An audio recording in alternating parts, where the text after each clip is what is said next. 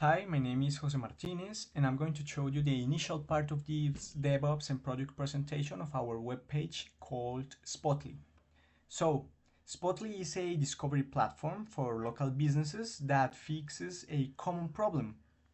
And this is going to be delivered by our team, which is composed by Jorman Gomez, myself, Jose Martinez, Dylan Morales, Nicolás Salazar, Isabela Ruiz, Johan Ceballos, and Esteban Gomez.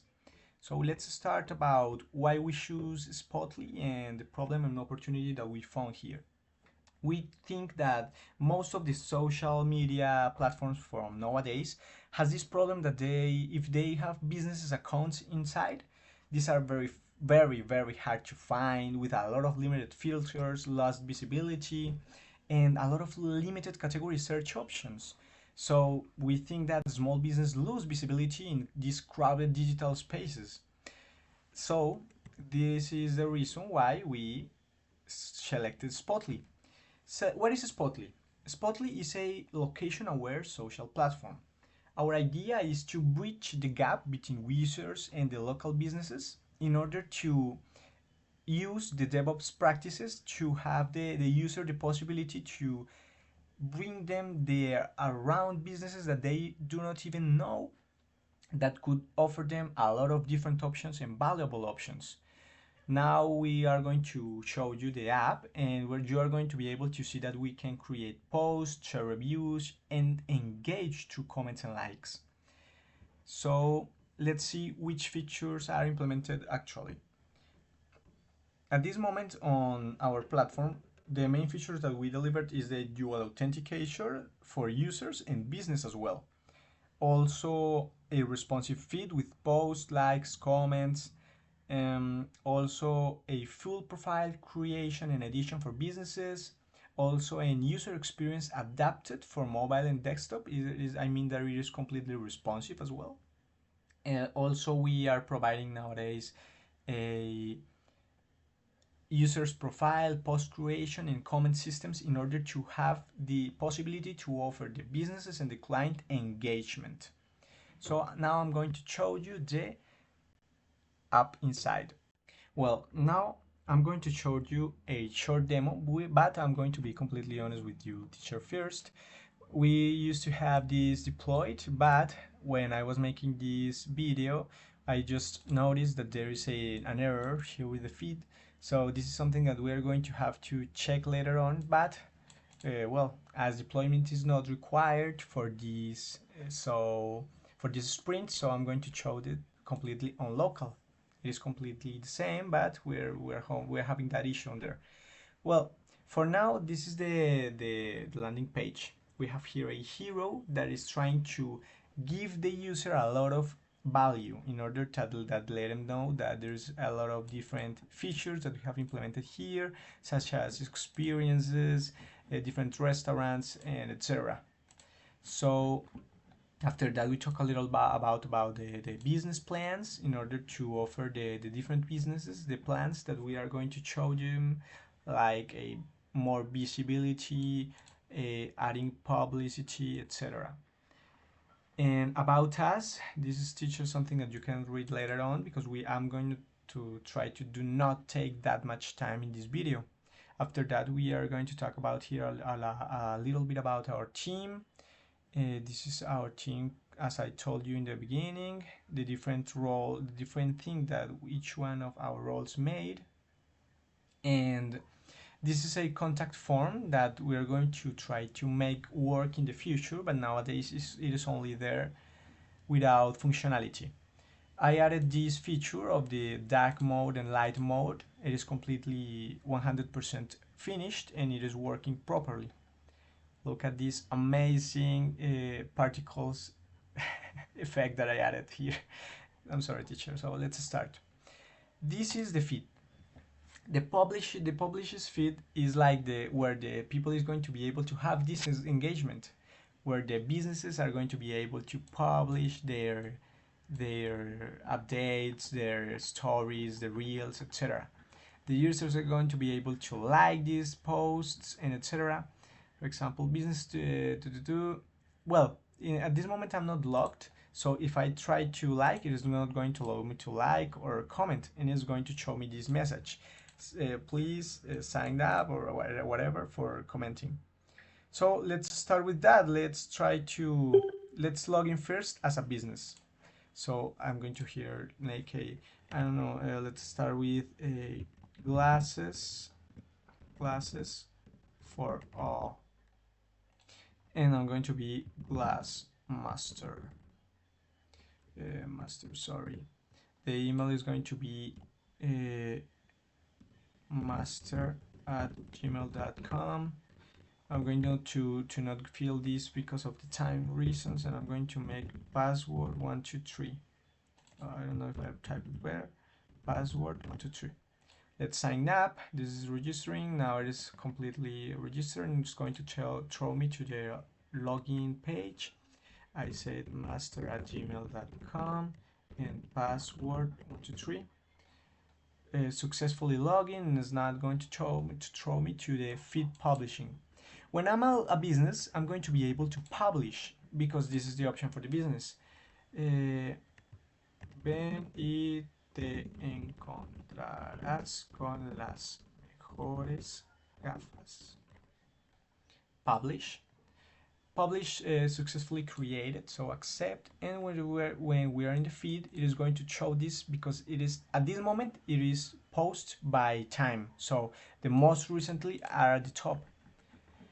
And we're going to be able to like, well, at this moment you can't like your own publish so it is not working like that. And if you are a user, you're going to be able to let me log in as a user. If I'm a user, I'm going to be able to like and post all of the posts that are made on our app. Like and comment. I'm coming. And it is going to be able to be uploaded in the cloud, and the other users are going to be able to see this. So this is our app by now. For the future, we are going to add a lot of more features, but by now that's it. Oh, also you can edit your profile even as a user or even as a business. You can change this information, and that's for now, teacher. Hello, I'm Jorman, a DevOps engineer for Spotly. So for the continuous integration part, we made a pipeline where for each peer that's made to target development and main branches, the code is cloned and the dependencies are installed, npm audit is run, formatting and linting is run, tests are also run and coverage is checked. And it is important to note that the pipeline only succeeds if all the tests pass and the coverage is greater or equal than 60%. So each peer has to succeed in the pipeline. So for the Sonar Cloud part,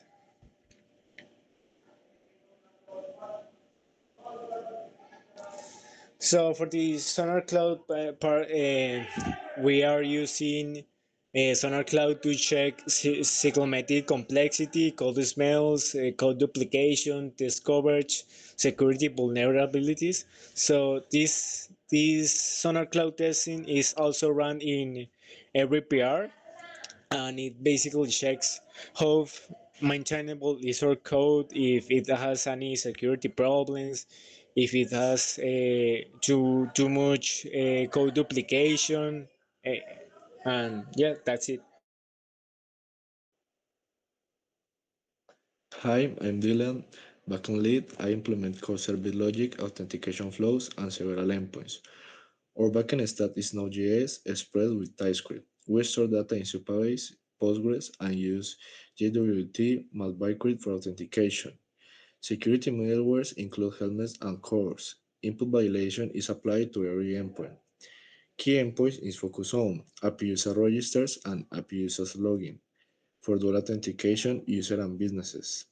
API post to create and list posts, API comments post ID to manage comments, API likes post ID for like toggles, and profile create endpoint for users and businesses. We optimize jobs for feed and queries to include counts. We have heavy queries in CI. Backend tests run in a node matrix and use environment variables from nation secrets to test endpoints that interact with subpackets. My tests cover registration, authentication flows, and critical post behaviors. This ensures that business logic and security assumptions hold. Now Nicolas will expand on the business's post flows and the tests he contributed. Hello, I'm Nicholas. I worked on business related flows and the backend behavior for posts and comments. My responsibilities included implementing endpoints that allow businesses to create posts, add images, and the backend logic to surface those posts in the feed with proper ordering and metadata. I'm going to show now the code. Mm,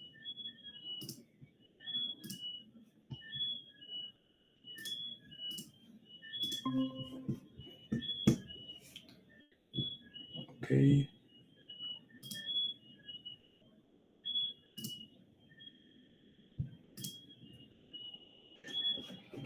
Okay. And to continue, I also work on validation and on ensuring that only business type accounts can access create post routes. On testing, I wrote unit and integration tests that verify post creation, the visibility rules, public versus private, and comment handling. I also covered edge cases like deleting a business account while preserving the correct state of posts and comments. These tests run in CI and are part of the 90% backend coverage we reached.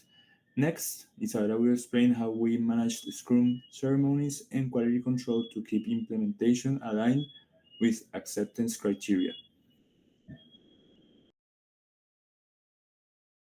Hi, I am Isabela, Scrum Admin and QA Facilitator. I coordinate planning reviews and ensure each UX meets its acceptance criteria before merging.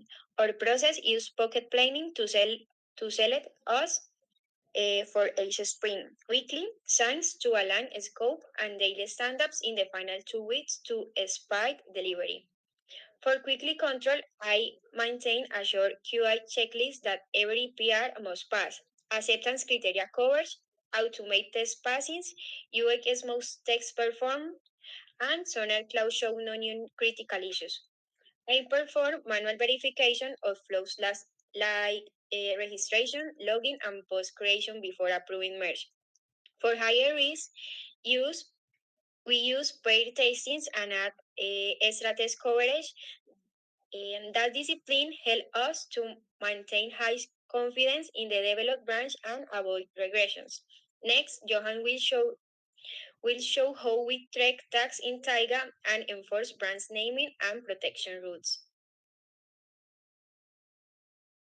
Hello, I'm Johan and I handle task tracking and branch policy enforcement. We organize work in a taiga with a clear backlog and springboard and a definition of done per user history. Like we can see, each taiga card includes the ID of the user history, acceptance criteria, statements, and links to the relevant PR. We require that every commit message and PR reference the Taiga card so reviewers could trace changes to the requirement.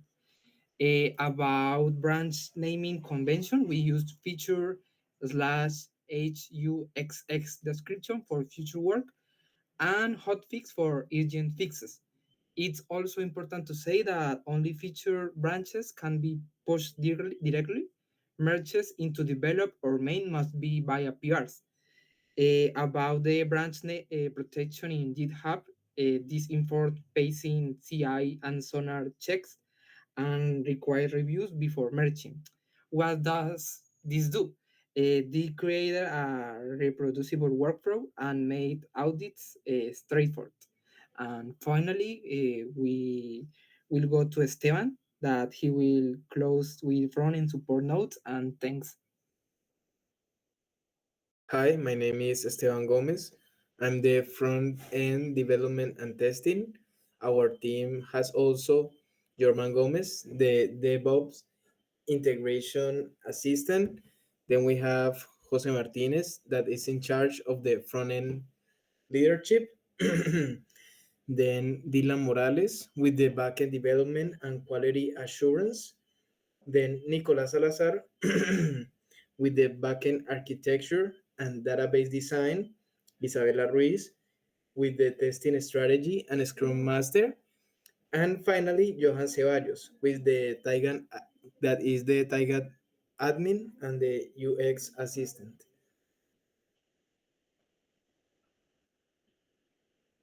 Okay, I supported the front end development, focusing on the HU12, that is business profile, and HU7, the user registration. Also contributing with tests for comments and profile interactions. I worked closely with Jose on accessibility and responsive fixes, and I helped reduce flackiness in profile page tests by improving mocks and weights in the test suite. I also ran cross-device manual tests to confirm responsive breakpoints and assisted with visual polish on the team toggle and navbar features. It was great collaborating with the team to keep the UI consistent and testable. Hello, it's Jose again here. Now I want you to quickly walk you through how we manage our Git workflow and how every push triggered our automated DevOps pipeline and how it used to work. So here you can see our repository, in this case for the front end, but it was completely worked in the same way for the back end. And well, in this case, each task or user story had to be implemented in a future slash branch. For example, future slash h1 hu1 plus h7 first connection h116, etc., etc. These are the patches. And once the work was ready in the branch, instead of pushing directly to develop or main, we created a pull request. Of course, as you know, this is the correct way how it should have to be worked. And after that was in that way, the every PR automatically activated our GitHub Actions pipeline. So as you can see, there are a lot of GitHub actions made. Some ones used to fail, so we had to take a look and correct them to make it approve this pipeline that my teammate already told you. And we have applied the Copilot code review as well, and the Sonar Cloud analysis. So everything is nowadays completely right, and you teacher can check it.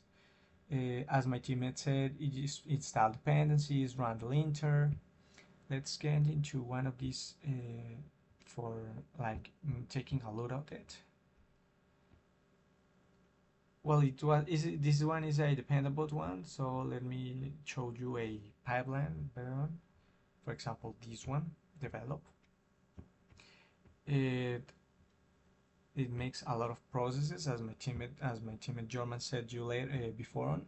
It stands dependencies, run the linter, execute unit tests, calculate test coverage, and upload the results to Sonar Cloud, which applies a quality gate. If any of these steps fail, for example, if coverage drops below our required threshold, the PR cannot be merged. And this ensures that we maintain consistent quality content. For example, let me show you someone that failed. For example, let's check this one and why it failed. In this case, the run test and check coverage was not appropriated. So it can happen that it does not get, for example, 2 test suits failed. So as this is not possible, it is not going to allow us to make the merge of these pull request.